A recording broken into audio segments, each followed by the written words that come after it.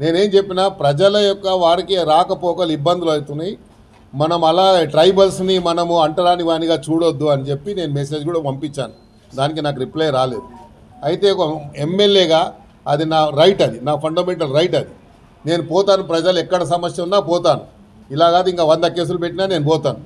వీళ్ళ మీద అధికారుల మీద నేను ప్రివిలేజ్ మోషన్ ఇస్తున్నా. ఎందుకంటే నా నియోజకవర్గానికి పోవద్దని చెప్పడానికి వాళ్ళు ఎవరు? వాళ్ళకేం అధికారం ఉంది? కాబట్టి నేను ప్రివిలేజ్ మోషన్ కూడా ఇవ్వబోతున్నా వాళ్ళ మీద. ఎందుకంటే ఇలాగా అద్దుమీరి ప్రవర్తిస్తూ ఉన్నారు. అద్దు ఎంత ఉందో అంత పని చేసుకుంటే వాళ్ళకు మంచిది, మాకు మంచిది. అధికారులు ఏదైతే డిపార్ట్మెంట్ వరంగా అది ఉంటే అక్కడ మీరు ఎవరిని ఇన్వాల్వ్ చేయలేదు. ప్రధానంగా జిహెచ్ఎంసీని ఇన్వాల్వ్ చేసేది ఉండే. ఈవీడీ ఏమంటే నీకు జీపీఏ ఇవ్వలేదు, ముఖ్యమంత్రి గారు రైట్ తీసుకొని మొత్తం హైదరాబాద్లో నీ ఇష్టం వచ్చినట్టు చేసుకోమని చెప్పలే. పార్క్ ఉంటే పార్క్ వాళ్ళని వీళ్ళు డిపార్ట్మెంట్ ఉంది, డిపార్ట్మెంట్ పిలిచి మీరు ఎందుకు ఇన్ని రోజుల నుంచి మీరు ఎందుకు తీసుకోలేదు అని వాళ్ళ మీద యాక్షన్ తీసుకోండి. ముందుగాల ఈ పార్క్ ల్యాండ్ ఎందుకు ఇట్లా వదిలేసిరని వాళ్ళని అడగాలి ముందుగాల. అవన్నీ ఏమి చేయలేదు. ఎవరో చెప్పిరంట, చెప్తే వాళ్ళు ఎవరు రా అని చెప్తే ఇక వాళ్ళ పేర్లు చెప్పాలంటే తర్వాత చెప్తా.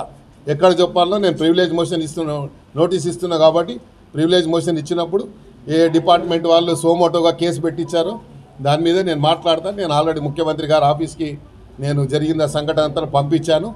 తప్పకుండా దీని మీద ఎక్కడ యాక్షన్ తీసుకోవాలో అక్కడ తీసుకుంటాము. ఎందుకంటే కొంతమంది ఆఫీసర్లకు కొన్ని ఉద్యోగాలు ఇష్టం ఉండదు.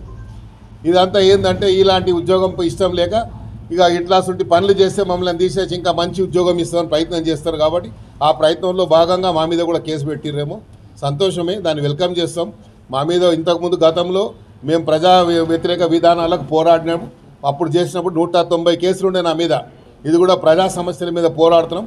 ఇంకా 10 కేసులు పెట్టుకున్నా నేను భయపడను.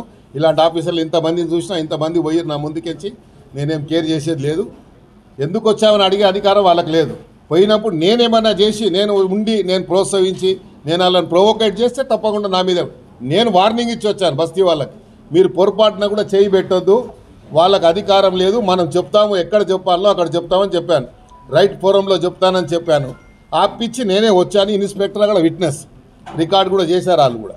అవన్నీ తెలుసుకోకుండా సోమోటో కింద కేసు పెట్టారు. కాబట్టి ఇది వ్యక్తిగతంగా పోతున్నది ఇష్యూ. కాబట్టి వ్యక్తిగతంగా ఎంత తీసుకున్నా పర్లేదు. ఇలాంటి ఆఫీసర్ చాలా చూశాను నేను. ఇంకా దీని ఎన్ని కాన్సిక్వెన్సెస్ ఏదున్నా ఎదురిచ్చేవన్నీ నేను